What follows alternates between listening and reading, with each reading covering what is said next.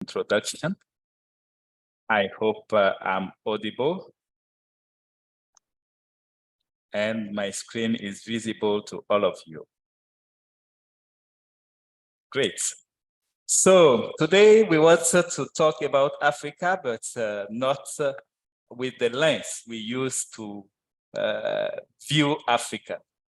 Many of you, when you think of Africa, you think of safari, you think about the big five, you think about wildlife. And today I would like to take us to a different perspective of viewing Africa. Viewing Africa from the eye of an African, certainly. And if I want to do this presentation, I'm going to focus on two countries, Benin, where I'm from, which is a French-speaking country, and Ghana, where I'm currently living and where I belong as a Rotarian. So what is the plan we are going to follow? I want to give a quick overview of Africa as a whole. Then I will zoom to West Africa, talk about ECOWAS, which is an economic organization trying to create an integration within West Africa. And you will see various UEMOA being 8 countries coming together because they use the same currency. Then I will go to Ghana, and from Ghana, I will land in Benin, where I was born some 45 years ago. So let's start. Often when people say, I have visited Africa, then you ask, where have you visited? And you will hear, maybe I went to Kenya, I went to visit, let's say, the forest up there, or I went to South Africa. But one thing that we usually forget is that Africa is a very large continent.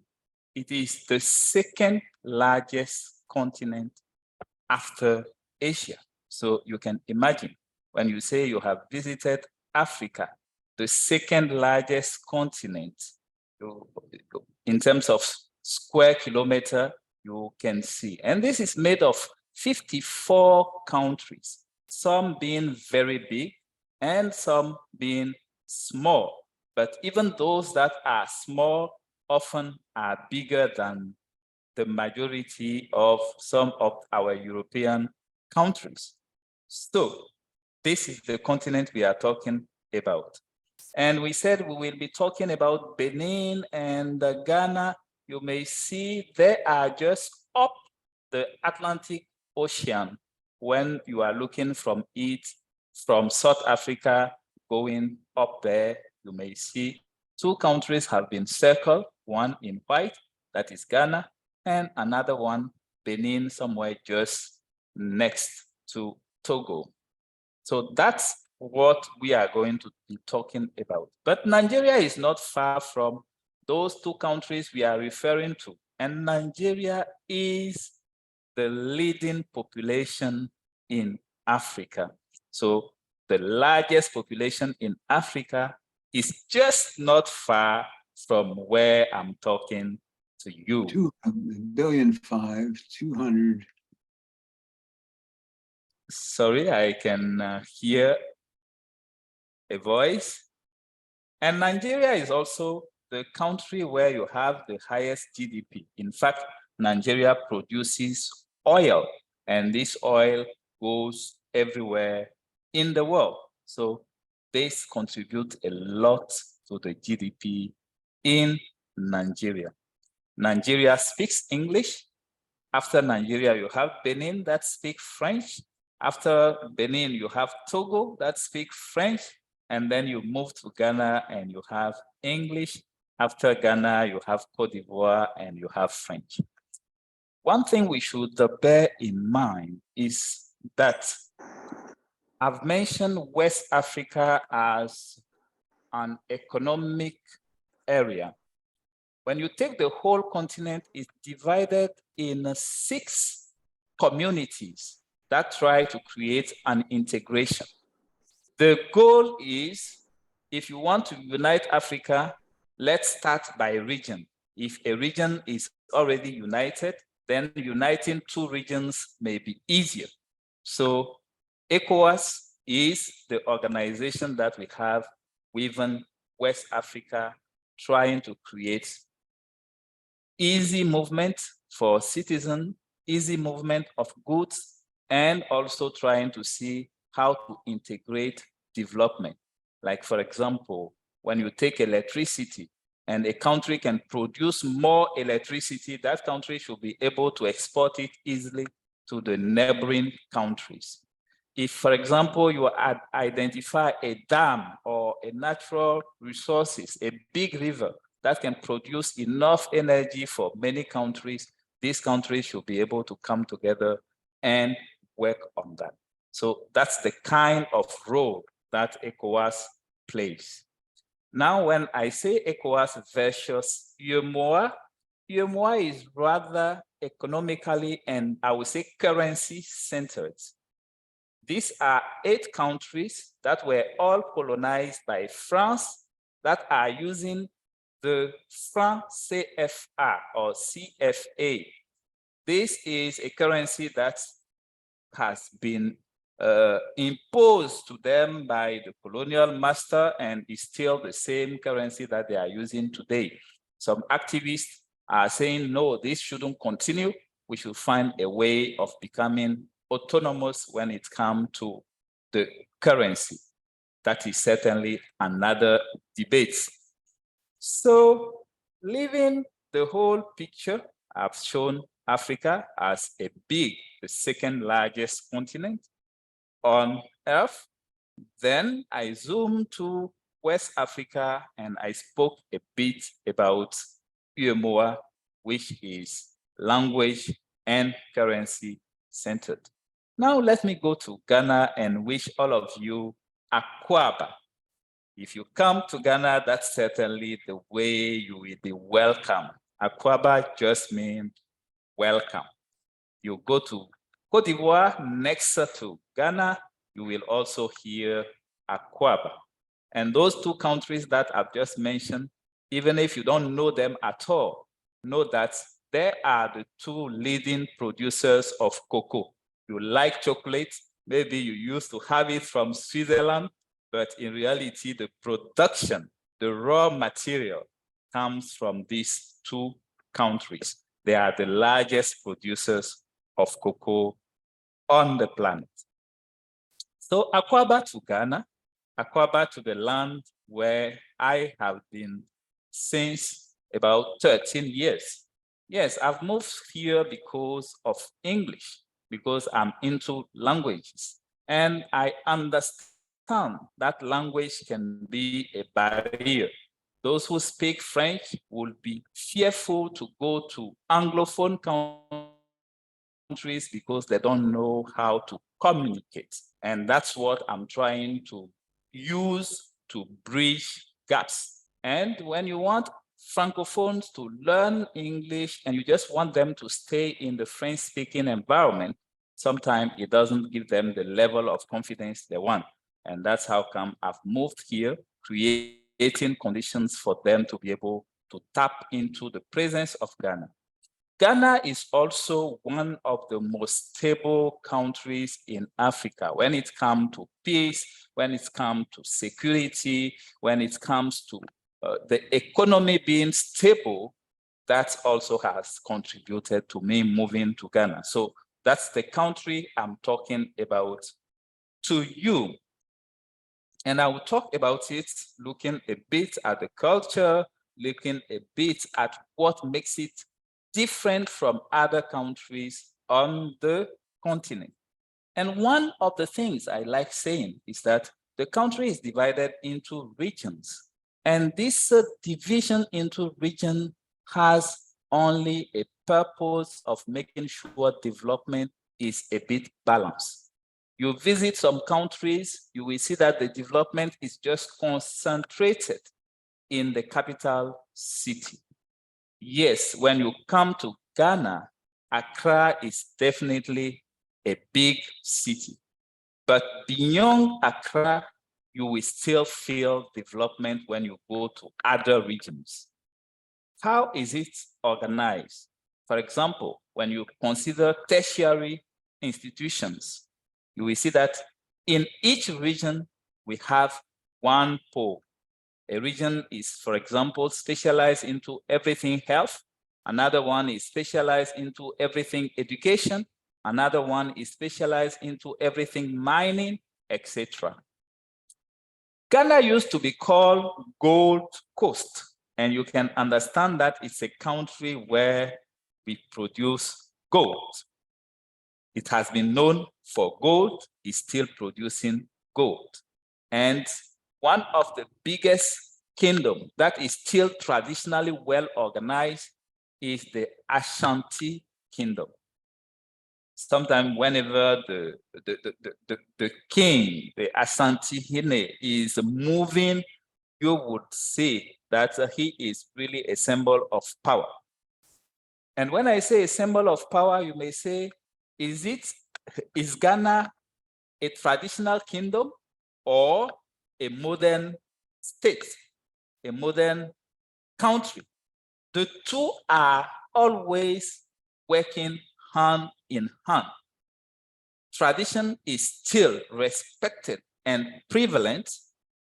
The king of the Ashanti region will always be listened to when it's come to making decisions. And when it's come to establishing peace, creating reconciliation, or making people abide, he has that power. That maybe sometimes the politician may not have. The politician sometimes may not be able to create the unity that is needed. But when the traditional leader comes in and starts speaking, we listen. And maybe this may come as a question later on. We are looking at a population of about 33 million inhabitants in Ghana alone. It was the country the first to gain its independence in 1970, let's say in 1957, and colonized by the British, being the first to become independent through Kwame Nkrumah, who then, we call him Dr. Kwame Nkrumah, the leader of Pan-Africanism, because when he helped Ghana become independent, he then turned to other countries in Africa that were not independent to say, please, we need to be independent. And once we are independent, we need to be united. So when you hear about Pan-Africanism, we hear about Dr. Kwame Nkrumah. And many come in Ghana just because they are interested in Pan-Africanism. Another thing that makes people really come to Ghana, if you look at the pictures I'm showing to you, the second Elmina Castle.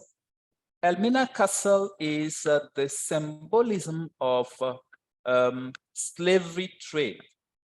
You know, at a point in time, we had slaves that were captured from various kingdoms, from various areas in Africa, and that needed to board boats or ships from the Atlantic shores in Ghana. And Elmina Castle played a very crucial role in that trade. So many people come in there today as a symbol of remembrance, as a symbol of reconciliation, as a way of reconnecting with their ancestors that left the continent in a very tragic way. So if you are considering discovering something that is very special, either in Ghana or Benin, you may have these castles, because many of them were on the coast, and the role they were playing was just to keep the slaves for those who were captured and were sold to be used as slaves. They were kept there for months, waiting for the ship to come, and then they could be deported. So it is something that you may consider. If you like waterfalls, you may have that experience as well. Kwame Nkrumah I spoke about is the one whose statue is on the first picture there. Many really like his leadership, and if we are talking about African unity, he has been one of the precursors of this. So he is respected for it. There is a place that is dedicated to him. There is a monument, and when you come, many come and pay homage to him on his tomb. There is a lot to say about him being buried, being moved and buried again, moved and buried again. I think he has been buried 3 times before we can say now he is resting under that monument you see just behind the statues. So it's a place you may consider visiting if you come to Ghana. I will leave this a bit and talk about religion and its importance when you come to Ghana. If you come, for example, and you see people on Sunday busy going to church, it shouldn't be something surprising to you. Or if on Wednesdays or some days, you hear people praising and even making noise to the extent that they disturb you in your neighborhood, in case you are living in a very busy neighborhood, you shouldn't be surprised, because religion is very key and is important in people's lives. So Christians are, the population is highly Christian, but you have also Muslims that are present, and you have our traditional religion. And talking about traditional religion, the respect that is due to them is always there. And there are days, there are rituals for which everybody just have to make sure to abide. There are days, for example, where the traditional leaders will say, please, there shouldn't be any noise, and we have to observe it for a week, for example. And when it is clearly mentioned, you will not have it happen. Like pops will not produce any noise. You will not have any event out where people will be using loudspeakers. So it is just something very important to know. Finally, let me talk about traditional dishes, because sometimes when you travel and you find yourself outside, you ask yourself, what am I going to eat? Then in Ghana, you may have a certain number of delicacies to look out for. Many of them are very spicy. And when I say spicy, with pepper, in case you don't like pepper, then you may have to bear in mind that you have to let people know in advance. If not, you will have very hot dishes. The first one is made of rice, okay? Omutuo. Omutuo is rice that has been cooked in such a way that finally we can stir it till it becomes a paste, a full paste that is uniform. And then you have it in that form. It is taken with a sauce, a palm nut soup or groundnut soup, and whatever protein you may like to add. Protein you find often may be beef, it may be mutton. If you like, how do we call it? Pork, you may have pork. You also have fish in a variety of fish. Another dish which characterizes really Ghana, and if you come, you may need to taste, is the fufu. Fufu is made of cassava and plantain. It's the mix of both. the plantain that is used is not sweet. So we have the sweet plantain, then I will talk about it in the third dish that I've put there. There we use the sweet plantain, but for the cassava and the plantain to have the fufu, we use the unripe one, so it is not sweet. It is when it gets ripe that it becomes sweet, and you can use it for the red. Why red? Red because palm nut oil is red, and this meal is made purposely with red oil. You cook the beans, but you end up seasoning the beans with red oil and spices. Then you have the plantain, which is already ripe. And when you fry ripe plantain, definitely it turns to become reddish. And you also fry it with red oil. That's where the name red came from. So when you are in Ghana and you say you want some red, please, or you hear red, you know what it's made of. But even without coming to Ghana, you may decide to try and get some red. One meal, very traditional, that you may find at the corner of every street when you pay attention, it is the roasted plantain. Okay, the roasted plantain. So we just take the raw plantain, we put it on as if you are doing a barbecue of the plantain. That's likely what is done. Okay, roasted, and it's good to be eaten. You eat it with groundnuts.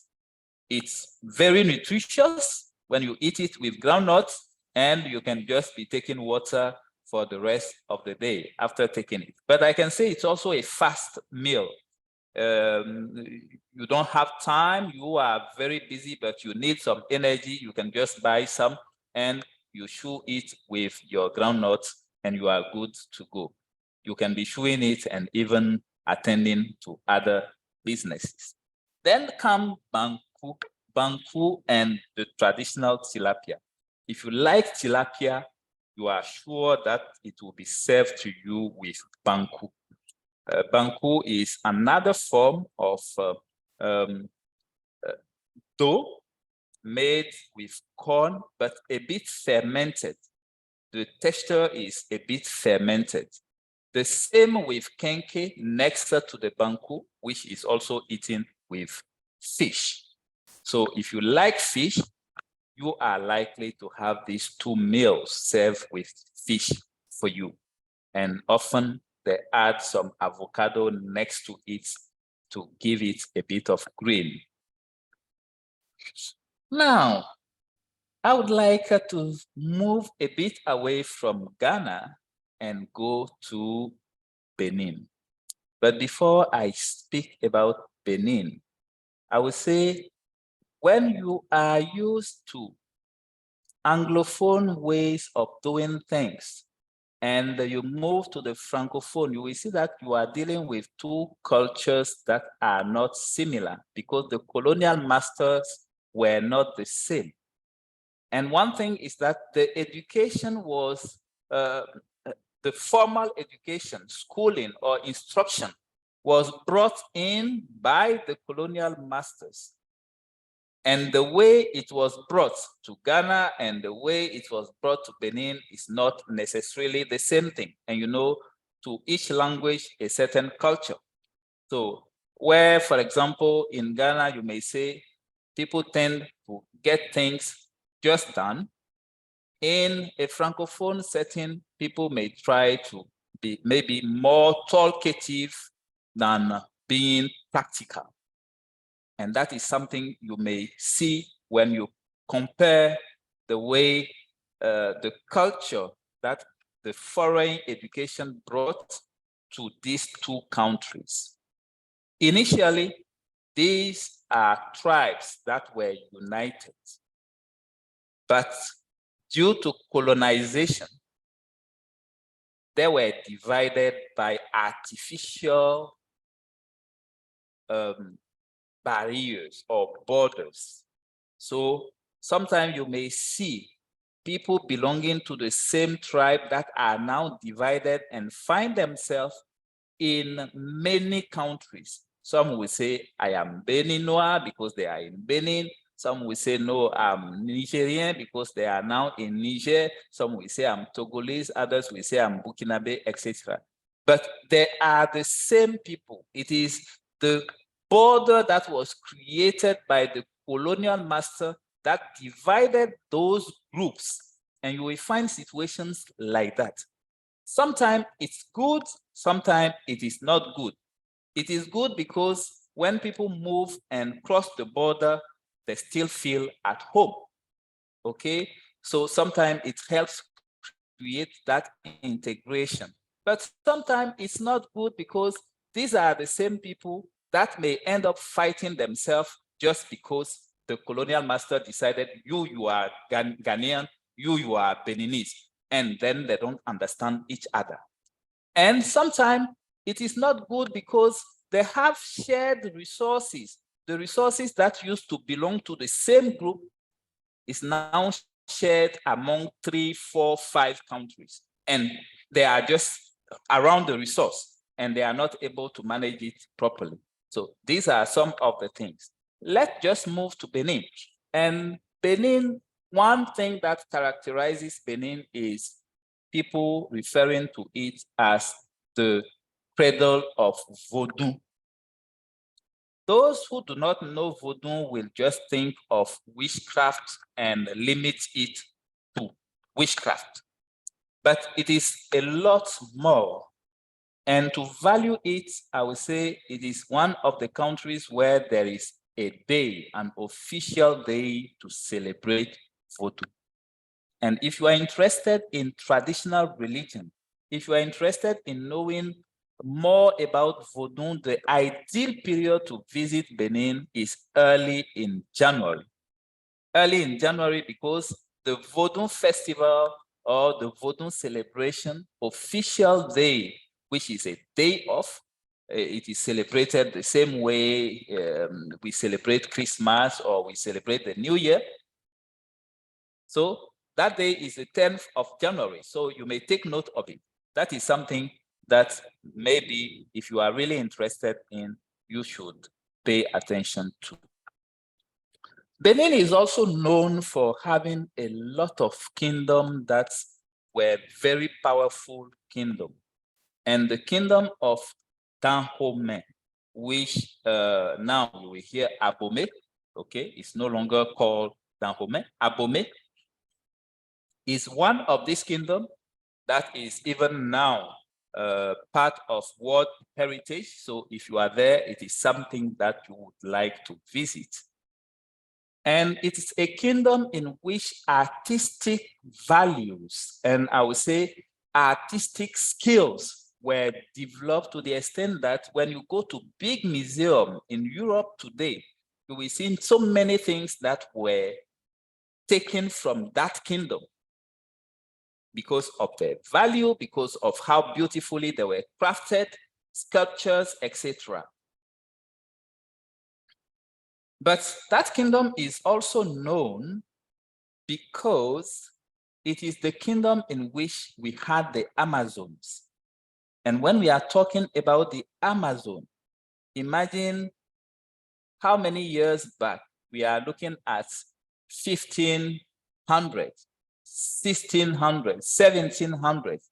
This kingdom already had an army made up only of women, or you may call it a battalion of women that will go and defeat people where men went and they couldn't. So you may look for the Amazon.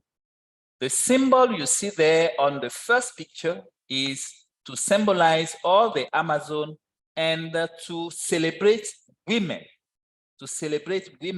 in what they can do in their dignity, and just remember to every woman that, yes, we can make it. We are a power that sometimes does ignore itself.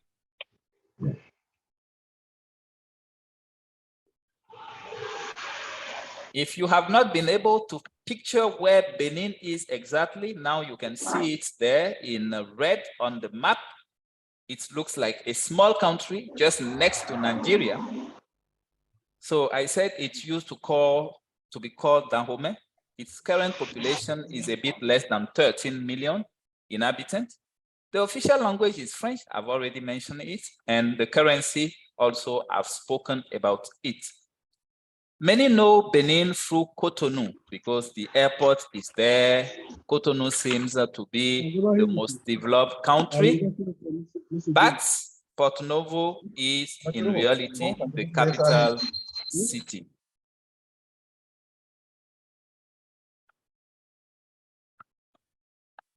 The Amazon, I've mentioned them.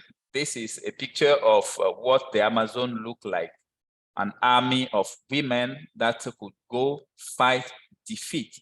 And this is peculiar to the kingdom of Abomey. Another attraction that you may like to look for, and I say this is something that has inspired and is still inspiring the construction industry. Engineers are trying to look for how this was done and see how we can tap into using waters even in our development. But the whole city of Gamvie, the city on the water, how did it start? It started just as a way of protection when we were having people being captured for slavery, kingdom being destroyed just because another kingdom wanted to take up their territories. A certain number of people who knew how to swim thought about it and were like, if we could go and hide on water, for sure we will be safe. And that's how they were established on water. And finally, it grew to become a city. So imagine people running away from war, knowing how to swim, and they decide to establish their house, establish their activities on the water. And when you go to the city of Gamvie today, you will see that all these people are still living there, living on water, having their activities on water, and the main activity is fishing. They fish for a living, okay? The school is, they have a land there for the school. They have 2 or 3 facilities that are on plain ground, but all the rest is on water. It is something you may look for. There also you have a certain number of delicacies that you may consider, and I will talk about the one maybe in the middle. The one in the middle, why? It's because when you are suffering from diabetes, if you are a diabetic, so you have a high sugar level and you have to wash out on what you eat, that may be a meal you consider. How do we get it?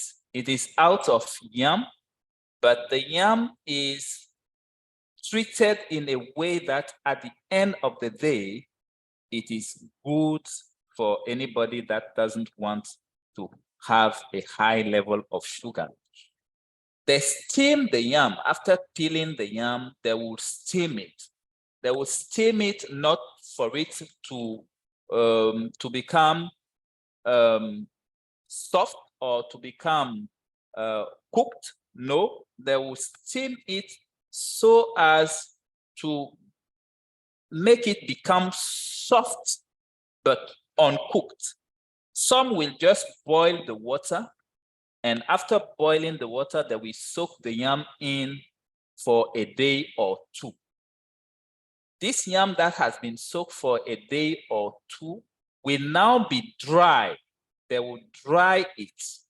It becomes, when it's dry, it's so hard and difficult to break or pound. But they will pound it and send it to the mill and reduce it into powder. And it is the powder that is used to cook this meal. So normally it starts with yam that is totally white, but through the process of having the powder that is used, you have that brown texture. So that is telibo, and you have it in Benin. Some we call it amala. When you go to Nigeria, they may call it amala. Or if you have some restaurants that are Nigerian restaurants where you are, just check amala and you may find this meal I'm talking about. Then we have the atasi just next to it. It is just a combination of beans and rice. But how do you cook the atasi? Boil the beans till it is soft, a bit soft, or till it's cooked. And then you add the rice to it, you boil all together, and then you have your atasi. You add any stew you may like to eat. The last slide before I rest my case and listen to your comment and question, my favorite dish is the one in the middle. That's the dish my grandfather will eat every day before he goes to sleep. And I'm talking about my grandfather. Why? In reality, in my tribe, if you cannot produce enough yam, you are not really considered. I've mentioned a meal in Ghana that is made up of cassava, and I call it fufu. That meal is made up of cassava, but in my tribe, when you are eating cassava, it means you are not powerful enough to be able to take care of a yam farm. Because it's easy to produce cassava, it is more difficult to produce yam. So someone who can produce yam and eat yam throughout the year is respected for that. And that's the meal my grandfather will eat every day. There is no day he will not eat this meal until he died. But one thing particular about him is if you want to eat this meal, you have to go to the farm. From Monday to Saturday, when he is in the farm, this meal is cooked and served only in the farm. You cannot have it in the house. If you want to have it in the house, then it's only on Sundays. And it is on Sundays because on Sundays, my grandpa will not go to the farm. He will stay home to rest and go to church. So on Saturdays evening, while coming home, he will bring the portion that is sufficient for him to enjoy his pounded yam on Sunday. So let me stop just here, and certainly your questions, contribution may allow us maybe to go into some other aspect that you would have loved me to talk about and that I couldn't cover in the presentation. Thank you. Thank you, Serge. That was a wonderful presentation.